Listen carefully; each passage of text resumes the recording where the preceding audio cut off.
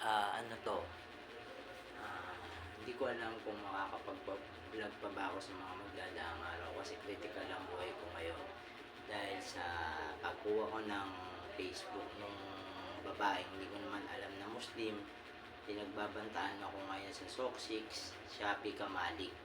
So, magpapupun ah, basta nag-file na ako ng ng complaint against hindi ko nilalahat ng Muslim diyan sa Shopee Kamalik. Yung iba lang, may mga nakakakilala sa akin, willing ako ipagtanggol, pero mas marami yung babanat sa akin.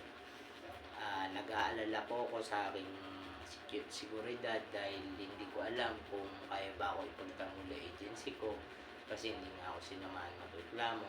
At sana malaman ko ngayong pagpasok ko, pagdasal nyo na lang na makauwi pa ako ng ligtas bukas o sa mga